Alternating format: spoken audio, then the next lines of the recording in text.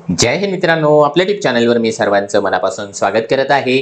आजच्या या व्हिडिओच्या माध्यमातून आपण टेट परीक्षा देत असताना एक्झाम हॉलमध्ये आपल्याला कोणती काळजी घ्यायची आहे, एक्झाम हॉलमध्ये असलेला जो काही कॉम्प्युटर आहे ज्यावर आपल्याला ऑनलाईन परीक्षा द्यायची आहे, त्या कॉम्प्युटरवर आलेली प्रश्नपत्रिका कशा स्वरूपाची असेल, कोणत्या चिन्हाचा अर्थ कशा प्रकारे काढायचा आहे, कशा प्रकारे आपल्याला टेस्ट स्टार्ट करायची, कशा प्रकारे सबमिट करायची आणि सबमिट करत असताना कोणत्या प्रकारे आपण जर पुढे गेलो तर आपल्याला मार्क्स मिळतील, कोणत्या प्रश्नांची उत्तरं दिल्यानंतरही आपल्याला आपले जे मार्क्स आहे ते गृहीत धरले जाणार नाही, अशा बऱ्याच प्रश्नांची उत्तरं आपण या व्हिडिओच्या माध्यमातून जाणून घेणार आहोत। आपल्यासाठी अत्यंत जास्त महत्त्वाचा व्हिडिओ आहे। एग्जाम करिता तुम्ही प्रिपरेशन केलेली आहे, 4 महिने 6 महिने 8 महिने 10 महिने जेवढीही, परंतु त्याच्याही पेक्षा जास्त हा व्हिडिओ महत्त्वाचा आहे। कारण आपल्याला जर का चिन्हांचे अर्थ नाही समजले, एक्झॅक्टली एक्झाम देत असताना ऑनलाईन पद्धतीने आपण जर का गोंधळून गेलो, सगळ्या अभ्यासावर आपलं पाणी फेरल्या जाण्याची शक्यता नाकारता येत नाही आणि आपल्याला वाटतं कोणत्याही उमेदवारासोबत असं घडू नये, म्हणून या व्हिडिओची स्पेशली आपण निर्मिती करत आहोत। सगळ्या गोष्टी आपण डिटेल्समध्ये पाहण्याच्या पूर्वी आपण जर चॅनलवर नवीन असाल तर आमचं चॅनल सबस्क्राइब करा, साईडचं जे बेल आयकॉन आहे त्याला देखील प्रेस करा, जेणेकरून शिक्षक भरतीच्या संदर्भामधल्या कोणत्याही माहितीची अपडेट आपल्याकडून मिस होणार नाही। आणि मित्रांनो, आपल्याला जर का सरावासाठी टेस्ट हव्या आहेत टेट 2025 करिता, तर या ठिकाणी आपली जी काही अकॅडमी आहे मास्टर टीचर, त्यावरती तुम्हाला टेस्ट अवेलेबल करून देण्यात आलेले आहे। यामध्ये बऱ्याचशा टेस्ट आहेत, टेस्ट तुम्हाला 100 फुल लेंथ आहेत, 400 टॉपिक वाईज आहेत। या गोष्टी जर का तुम्हाला नको हव्या असेल, म्हणजे परचेस करण्याची आवश्यकता नाही, तर तुम्हाला वाटलं आपल्याला फक्त प्रॅक्टिस करायची आहे, थोडीशीच प्रॅक्टिस करायची आहे, तर 5 फुल लेंथ टेस्ट आम्ही तुमच्याकरिता मोफत या ठिकाणी दिलेले आहे। ॲटलिस्ट या तरी सोडून पहा, जेणेकरून आपल्याला टाइम मॅनेजमेंट आणि आता हा जो व्हिडिओ आहे या व्हिडिओमध्ये ज्या गोष्टी मी सांगतो आहे त्या प्रत्येक गोष्टी त्यामध्ये अप्लाय करून पाहता येणार आहे। त्यामुळे माझी इच्छा आहे, भले या ठिकाणी जे आहे टेस्ट खरेदी करू नका, परंतु ज्या मोफत 5 टेस्ट आहेत त्या 5 टेस्टचा लाभ आपण नक्की घ्यावा। ज्यांना वाटलं की यार आणखी आम्हाला प्रॅक्टिस हवी आहे, मग त्यांनी या गोष्टीकडे जर का गेले तरी देखील चालून जातं। चला आपण जाऊया फार जास्त महत्त्वाच्या मुद्द्याकडे। तो महत्त्वाचा मुद्दा आहे, एक्झॅक्टली आपण एक्झाम हॉलमध्ये गेल्यानंतर आपल्या समोर ज्यावेळेस कॉम्प्युटर असेल, आपण कॉम्प्युटरवर बसलेले असाल, त्यावेळेस कोणत्या प्रकारची काळजी घ्यायची, त्या ठिकाणी आपल्याला नेमकं काय करायचं आहे। लक्षात घ्या, कॉम्प्युटरवर आपल्या समोर आपण बसल्यानंतर, कॉम्प्युटरच्या समोर आपण बसल्याच्या नंतर त्या ठिकाणी एकच गोष्ट आपल्या हातामध्ये राहते, तो आहे आपला माऊस। फक्त आणि फक्त आपल्याला माऊसच्या सहाय्याने संपूर्ण टेस्ट या ठिकाणी हँडल करायची आहे। आपल्यासोबत आपला पेन असेल, आपल्याला एक्झाम हॉलमध्ये एक कागद दिला जाणार आहे रफ वर्क करण्यासाठी। काळजी करू नका, एक कागद भरला दुसराही तुम्हाला घेता येतो, फार जास्त चिंता करू नका। ठीक आहे, कागद मिळेल, पेन आपला स्वतःचा आपण या ठिकाणी घेऊन जाऊ शकतो। तिथे आपल्या वाट्याला येणार आहे कॉम्प्युटर, कॉम्प्युटरला तर आपल्याला हात लावायचा नाही, हात लावायचा फक्त माऊसला, कीबोर्डला हात लावायचा नाही, कीबोर्डची कोणतीही की या ठिकाणी दाबायची नाही। कीबोर्डच्या कीला जर आपण छेडछाड केली तर या ठिकाणी जे आहे कॉम्प्युटर बंद होण्याची शक्यता असते, असं IBPSच्या वतीने सांगण्यात आलेलं आहे। त्यामुळे आपल्याला कीबोर्डला हात लावायचा नाही, माऊसच या ठिकाणी क्लिक करायचा। माऊसचा लेफ्ट क्लिक आणि राईट क्लिक दोनच आपल्याला करायचे, मधला जो बॉल आहे तो स्क्रोल करत नाही, मागच्या वेळेस नव्हता करत, याही वेळेस कदाचित तसंच होणार आहे। एवढ्या गोष्टी लक्षात आल्या? ठीक आहे, आता पुढे आपल्याला कसं जायचं आहे मी तुम्हाला या व्हिडिओच्या माध्यमातून ना IBPS ना आपल्या ऑफिशियल वेबसाईटला जी काही मॉक टेस्ट दिलेली आहे त्या मॉक टेस्टच्या सहाय्याने काही महत्त्वाच्या गोष्टी या ठिकाणी स्पष्ट करणार आहे, जेणेकरून आपण एक्झॅक्टली एक्झामच्या दिवशी काही चुका करणार नाही ही आपल्याला खात्री आहे। हे बघा, ही मॉक टेस्ट आहे, त्या पद्धतीने आपण हिला जे आहे साइन इन करण्याचा प्रयत्न करतोय, हे साइन इन होते। साइन इन करण्याच्या पूर्वी आपल्याला देखील सेम अशाच प्रकारचा इंटरफेस येणार आहे। पहिली गोष्ट असंच पेज असेल, तो अशाच प्रकारच्या आपल्या समोर या ठिकाणी सूचना असणार आहे। ठीक आहे, या सूचना इंग्लिशमध्ये असतील, मराठीमध्ये पण असेल। ही सूचना आहे, या सूचनांमध्ये सगळ्यात जास्त महत्त्वाची कोणती सूचना असेल तर ती सूचना आहे या चिन्हांच्या बाबतीमधली। हे चिन्ह आपल्याला एकदा समजून घ्यायचे आहे। हे बघा, हा पांढरा चिन्ह आहे, ठीक आहे, याचा अर्थ काय आहे, you have not visited the question, याचा अर्थ आहे तुम्ही या प्रश्नापर्यंत पोहोचले नाही। या लाल चिन्हाचा अर्थ आहे तुम्ही याचं उत्तर दिलेलं नाही। या हिरव्या चिन्हाचा अर्थ आहे की याचं उत्तर तुमचं दिलेलं आहे। या पर्पल रंगाचा अर्थ आहे की तुम्ही याचं उत्तर दिलंय, म्हणजे फक्त मार्क फॉर रिव्ह्यू केलंय, फक्त ऑप्शनला चूज केलेलं नाही। आणि याचा अर्थ असा आहे तुम्ही मार्क फॉर रिव्ह्यू केलेला आहे आणि उत्तर देखील दिलेलं आहे। आता तुमच्या समोर इथे प्रश्न निर्माण झाला असेल की बाबा हे एवढे चिन्ह आहे, याच्यापैकी आपल्याला काय करायचं? मग आपल्याला दोनच गोष्टी या ठिकाणी करायच्या आहेत आणि करायच्याच, तेवढ्याच करायच्या। थोडे हात जोडून तुम्हाला सांगतो, बरेच जण जे आहे या एका चुकीमुळे स्पर्धेच्या बाहेर होतात। आपल्याला एक तर ज्या प्रश्नाचं उत्तर येतं त्या प्रश्नाच्या समोर आपल्याला सेव्ह अँड नेक्स्ट करायचं, तुम्हाला पुढे जाऊन सांगतो मी। ठीक आहे, हे इथं नाही, पुढे एक्सप्लेन करतो। हे बघा, हे आपल्याला या ठिकाणी हे वाचून घ्यायचं, तिथे देखील आपल्याला वाचून घ्यायचं, तिथे देखील आपल्याला वेळ भेटतो. ठीक आहे, इथे आपण नेक्स्ट केलेला आहे. नेक्स्ट केल्याच्या नंतर इथे आपल्याला भाषा सिलेक्ट करावी लागते. टेट परीक्षेमध्ये देखील भाषा सिलेक्ट करावी लागते. ठीक आहे, इथे फक्त इंग्लिश आणि हिंदी दोनच आहेत, परंतु आपण ज्यावेळेस टेस्ट देणार आहोत त्या टेस्ट देत असताना आपल्याला दोन भाषा असेल. कोणती? मराठी इंग्लिश. ठीक आहे, ही अशी जोडीनं असेल किंवा उर्दू इंग्लिश. या दोन पैकी एक भाषा आपल्याला चूज करावी लागेल. इथे आपण एक आहे, आपण तात्पुरत्या स्वरूपामध्ये काय करूया, हिंदी घेतलेली आहे. हिंदी घेतलेली आहे, इथे क्लिक केलं, येस आय एम रेडी केलं की हे रेडी झालेलं आहे. म्हणजे हा अशा प्रकारचा जो इंटरफेस आहे तो आपल्या समोर आलेला आहे. बघा इथे लक्षात घ्या, इथे या ठिकाणी आपला फोटो असतो. एक मिनिट, या ठिकाणी आपला फोटो असतो, या ठिकाणी आपलं नाव राहतं. ठीक आहे, आता राहतो आहे दुसरा महत्वाचा मुद्दा की या ठिकाणी आपल्याला जे आहे इथे जो आहे आपला उरलेला वेळ मायनस मध्ये चालतं, म्हणजे उलट्या गतीने चालतं. 2 तास, 1 तास 59 मिनिट, 1 तास 58 मिनिट, 1 तास 57 मिनिट हे उलट्या क्रमानं चालू असतं. म्हणजे आपल्याला लक्षात येतं की आपल्याला एक्झॅक्टली किती वेळ शिल्लक राहिलेला आहे. ठीक आहे, इथे 2 तास संपले की ऑटोमॅटिकली जी टेस्ट आहे ती या ठिकाणी सबमिट होऊन जाते. ऑटोमॅटिक सबमिट होते, आपल्याला सबमिट करावं लागत नाही. हे एक चिन्ह झालं, हे चिन्ह झालं, हे चिन्ह झालं, याची अर्थ आपल्याला समजली. आता पुढे बघा, या ठिकाणी जे काही तुम्हाला दिसत आहे हे आहेत क्वेश्चन्स. ठीक आहे, क्वेश्चनचे क्रमांक. आता इथे ही 50 प्रश्नांची टेस्ट आहे, हे डेमो आहे. ठीक आहे, आपल्याला इथे 200 पर्यंत असेल. या ठिकाणी जे आहे आपण काय करतोय, हे बघा 1 नंबरचा रेड दाखवतोय. रेड का बरं दाखवतो आहे, कारण आपण हे प्रश्न ओपन केलाय, परंतु या प्रश्नाचं उत्तर आपण दिलेलं नाही. आता इथे आपल्याला ऑप्शन्स आहेत, हे बघा 1 2 3 4 5. आता इथे 5 ऑप्शन तुम्हाला दिसत आहेत, परंतु आपल्याला IBPS 4च ऑप्शन देतं. लक्षात घ्या, हा मुद्दा महत्वाचा आहे.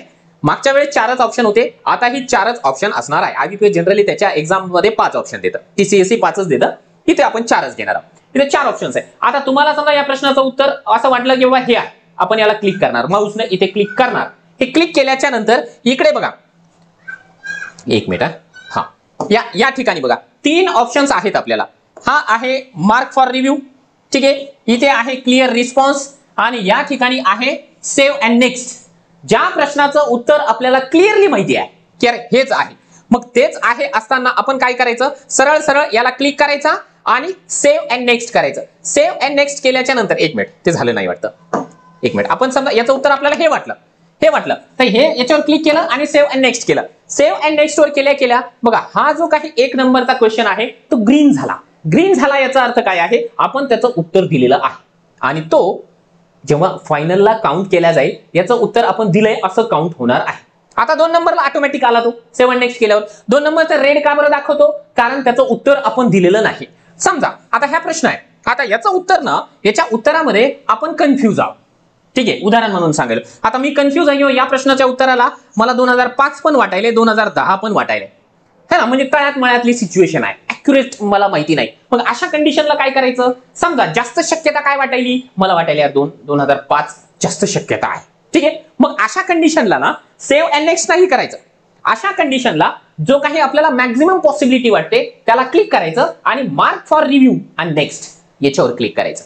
मार्क फॉर रिव्ह्यू केल्याच्या नंतर बघा हे चिन्ह आलेलं आहे. हे चिन्हाचा अर्थ काय आहे बघा, लक्षात घ्या, हा चिन्ह आहे, हा चिन्ह पर्पल रंगामध्ये आणि इथे थोडस स्टारच्या पद्धतीने आहे. याचा अर्थ काय आहे, एक तर ग्रीन असेल तरी देखील तुम्हाला त्याचे मार्क मिळतील, एक तर अशा प्रकारचं चिन्ह असेल तरीही त्याचे मार्क तुम्हाला मिळतील. ठीक आहे, आता तिसऱ्या प्रश्नावर आलं, प्रत्येक चिन्हाचा अर्थ तुम्हाला सांगितलं. हा आहे प्रश्न क्रमांक 3. ठीक आहे, या प्रश्न क्रमांक 3 मध्ये हा प्रश्न आहे, हे त्याचे आहेत ऑप्शन्स. आता आपल्याला ना याच्यापैकी देखील शोर नाहीये, आपण शोर नाही काय उत्तर आहे. मग अशा परिस्थितीमध्ये समजा आपण याला मग काहीच क्लिक केलं नाही. ठीक आहे, ऑप्शन क्लिक न करता आपण जर का मार्क फॉर रिव्ह्यू केलं तर हा देखील पर्पल रंगाचा झाला, परंतु इथे जो काही स्टार किंवा जे काही पेपरचं स्वरूप आहे तो नाहीये. आता लक्षात घ्या, असं आपण जर का केलं, असंच ठेवलं आणि नंतर आपण त्याचं उत्तर दिलंच नाही, आपला वेळ संपला, तर याचे मार्क आपल्याला मिळणार नाहीत. लक्षात घ्या, हा जो काही ग्रीन आहे याचे मार्क मिळणार आपल्याला. ठीक आहे, हा पर्पल, ठीक आहे, हा पर्पल आणि याच्यामध्ये हा पेनीचं चिन्ह, हे कागदाचं चित्र, याचे मार्क मिळतील, परंतु हा फक्त पर्पल असेल याचे मार्क मिळणार नाही. आणि हा 4 नंबरचा आहे, 4 नंबरला आपण काहीच उत्तर दिलं नाही. ठीक आहे, 4 नंबरला आपण काहीच उत्तर दिलं नाही, डायरेक्ट आपण काय केलं, इथं 5 नंबरवर क्लिक केलं. डायरेक्ट आपण काय केलं 5 नंबरला आलो. हे बघा, तर 5 नंबरला आल्यानंतर 4 नंबरचे मार्क देखील आपल्याला मिळणार नाही, कारण याचा अर्थ असा झालेला आहे याचं उत्तर आपण दिलेलं नाही. लक्षात येते? तुमची कन्सेप्ट क्लिअर होते आहे की आपल्याला दोनच गोष्टी करायच्या आहेत. एक, ज्याचं उत्तर आपल्याला क्लिअरली माहिती आहे त्या प्रश्नाला आपण कुठेतरी क्लिक करायचं, जे काही आपण शुअर आहोत त्याच्यावरती, आणि इथे सेव्ह अँड नेक्स्ट करून द्यायचं. तो ग्रीन होणार. ज्या प्रश्नाचं उत्तरामध्ये आपल्याला 50-50 वाटतंय त्याच्यापैकी ज्याची मॅक्झिमम पॉसिबिलिटी वाटते त्याला क्लिक करायचं आणि या ठिकाणी mark for review and next याच्यावर क्लिक करायचं. दोनच गोष्टी करायच्या. ठीक आहे, दोन्ही गोष्टी करायच्या आणि दोन गोष्टीच करा असं का बरं सांगत आहे? यदा कदाचित आपल्याला नंतर समजा आता आपण मार्क फॉर रिव्ह्यू का बरं करतो, काही जणांचा प्रश्न असेल तर मार्क फॉर रिव्ह्यू का बरं करायला लागले. समजा आपण सोडवत गेलो, आपले 2 तासाला समजा 10-15 मिनिटं बाकी आहे आणि आपले 200 प्रश्न संपले. ठीक आहे, 200 प्रश्न संपले. मग आता 15 मिनिट आपल्याकडे उरलेले आहे. मग 15 मिनिटात आपण काय करायचं? मग अशा परिस्थितीमध्ये आपण काय करू शकतो? इथे चिन्ह दिसतं, हे मार्क फॉर रिव्ह्यू आलं. मग आपण काय करू शकतो? रिपीट मार्क फॉर रिव्ह्यू कडे जातो. मार्क फॉर रिव्ह्यू कडे गेल्यानंतर आणखी आपण थोडासा एकदा याला जे आहे विचार करू शकतो की यार याच्यापैकी हे करू, 5च करू का 10 करू. मग आपल्याला अशा परिस्थितीमध्ये जर बदलायचं असेल उत्तर, हे 5च्या ऐवजी आपण इथं क्लिक करायचं आणि या ठिकाणी सेव्ह नेक्स्ट करायचं. तो ग्रीन रंगाचा होऊन जातो. ठीक आहे, आता काही जणांचा प्रश्न असा आहे की सर आता मी हा 1 नंबरला ना सेव्ह अँड नेक्स्ट केलं होतं, म्हणजे उत्तर माझं कन्फर्म होतं, पण आता मला नंतर वाटायला लागले की सर ते चुकलंय, आता मी काय करू? चिंता करू नका. 2 तासाचा पेपर आहे ना, 2 तासामध्ये तुम्ही तुमचं कोणताही उत्तर कधीही बदलू शकता. मग बदलण्याची प्रोसेस काय आहे बघा. समजा तुम्हाला वाटलं ना हा 1 नंबरचा प्रश्न आहे, की तुम्हाला वाटलं यार मी चुकीचं उत्तर दिलंय, मग 1 नंबरच्या प्रश्नावर क्लिक करा. क्लिक केल्यानंतर हा प्रश्न आला, हे बघा तुम्ही दिलेलं उत्तर इथे दाखवलंय. तुम्ही काय करायचं? इथे क्लिअर रिस्पॉन्स आहे, इथे क्लिअर रिस्पॉन्सवर क्लिक केलं, ते उत्तर निघून गेलंय. आता तुम्हाला वाटलं ना की यार याचं उत्तर हे आहे, मग आता हे याच्यावर क्लिक करा आणि लगेच सेव्ह नेक्स्ट करा. बघा ग्रीन झाले. लक्षात आलं? तुम्ही कोणतंही उत्तर कधीही या ठिकाणी बदलू शकता, काहीही प्रॉब्लेम नाही. राहते आहे आता दुसरा महत्वाचा प्रश्न की सर आम्हाला कोणता प्रश्न कधीही घेता येतो का? यस, घेता येतो. कोणता प्रश्न तुम्ही कधीही घेऊ शकता. हे बघा तुम्हाला काय करावं लागेल, या ठिकाणी अशा प्रकारे स्क्रोल करावं लागेल. तिथं काय टच स्क्रीन आहे का? मी बोटानं करतोय. तुम्हाला काय करावं लागेल माहितीये का? या ठिकाणी हा जो काही कर्सर आहे, तुमचा माऊसचा कर्सर आहे, त्या कर्सरने याला खालीवरी करावं लागेल. हे इकडे आहे बघा, तुम्हाला दिसतंय किंवा नाही माहित नाही मला. इथे माऊस आपला पकडायचा आणि त्या माऊस पकडून काय करायचं, याला थोडंसं अशा प्रकारे खालीवरी करायचं. माऊसने त्याला खालीवरी करता येतं. त्याची जी गोटी आहे, त्याचा जो बॉल आहे तो काम करत नाही त्या ठिकाणी. ही अनफॉर्च्युनेटली वाईट गोष्ट आहे. आणखी एक महत्वाचा मुद्दा बघा, तो विसरून जाता कामा नये. बऱ्याच वेळा काय होतं, एखादा प्रश्न फार मोठा असतो. ठीक आहे, एखादा प्रश्न फार मोठा असतो आणि त्याचे जे ऑप्शन्स आहेत ना ते पण असे खाली गेलेले असतात, याच्यापेक्षा खाली गेलेले असतात. कधी कधी प्रश्न असा असतो की त्याचे 3च ऑप्शन दिसतात. मग अशा परिस्थितीमध्ये आपल्याला काय करायचं असतं बघा, या ठिकाणी ना एक काळा एरो आहे, हा काळा एरो काय करावा लागतो? दाबावा लागतो. काळा एरो दाबल्याच्या नंतर ही जी स्क्रीन आहे ती पलीकडे जाते आणि ही पूर्ण स्क्रीन आपल्याला फ्रेश होऊन जाते. म्हणजे काय होतं, फार जास्त मोठा प्रश्न असेल ना, एखादा पझलचा प्रश्न म्हणा किंवा आणखी एखादा मोठा प्रश्न आहे, नातेसंबंधाच्या संदर्भामधला प्रश्न, तो जरासा मोठा राहतो. मग एका स्क्रीनमध्ये सिंगल डोळ्यानं ते आहे ते दिसत नाही, आपल्याला एका नजरेमध्ये दिसत नाही. अशा परिस्थितीमध्ये ही विंडो जी आहे आपल्याला मोठी करावी लागते. तुम्ही तिथं मोठी करू शकता. मोठी केली, त्याचं उत्तराचं आपण या ठिकाणी कोणतं तरी एखादं ऑप्शन या ठिकाणी उत्तराचं सिलेक्ट केलं आणि सेव्ह नेक्स्ट करून दिलं, हे परत येऊन गेले. किंवा इथेच आपण समजा हे बंद केलंय, पुन्हा त्याला टच करा, ते परत येऊन जाते. लक्षात येते? या सगळ्या गोष्टी आपल्याला करायच्या आहे. काही जणांचं मत असतं की सर मी 200व्या प्रश्नापासून उत्तर द्यायला सुरुवात करू का? करू शकता, करू शकता, बिंदास करू शकता. बघा पेपर हा मिक्स स्वरूपामधला असणार आहे, सगळे प्रश्न मिक्स असणार आहे, त्यामुळे याच्यामध्ये काही सेक्शन नाहीये. इथे सेक्शन दिलेले आहे बघा, इथे ना इथे सेक्शन आहे. हा त्यांचा वेगळा, फक्त हा डेमो आहे. ठीक आहे, जनरल अवेअरनेसचा वगैरे आहे, त्याला सोडून द्या. पण बाकीचा जो काही पॅटर्न आहे, बाकीचा जो काही इंटरफेस आहे, तो ऍज इट इज आपल्याला अशाच प्रकारे पाहायला मिळणार आहे. तुम्ही 200व्या प्रश्नापासून देखील सुरुवात करू शकता, कोणता प्रश्न कधीही सोडवू शकता. परंतु माझं तुम्हाला या ठिकाणी सजेशन असेल की 1 नंबर पासूनच स्टार्ट करा आणि फक्त जे आहे टाइम मॅनेजमेंट करा, 200व्या प्रश्नापर्यंत या. ठीक आहे, आणि या पद्धतीने प्रश्न तुम्ही या ठिकाणी सोडवा. माझी मनोमन एकच इच्छा आहे की आयत्या वेळी कोणत्याही उमेदवाराला कोणत्याही प्रकारचा प्रॉब्लेम येऊ नये. हे बघा इथं तुम्ही सबमिट करून बघा, हे सबमिट होणार देखील नाही. कारण काय, त्यांनी क्लिअरली सांगितलेलं आहे तुमचा पेपर कधी संपू द्या, तुम्हाला 2 तास बसावं लागणार आहे. ही जी टेस्ट आहे ती सबमिट होणार नाही. 2 तास झाल्यानंतर ऑटोमॅटिकली तुमची जी टेस्ट आहे ती सबमिट होऊन जाते.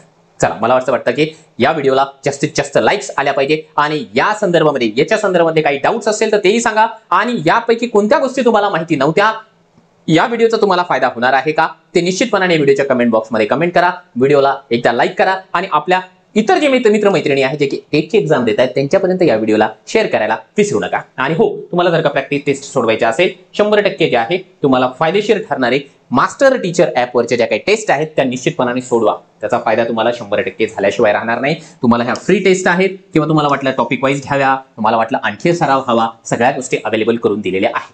तुम्ही या गोष्टींचा निश्चितपणाने लाभ घेऊ शकता. पुन्हा भेटूया आपण पुढच्या सेशनमध्ये. तोपर्यंत जय हिंद, जय महाराष्ट्र.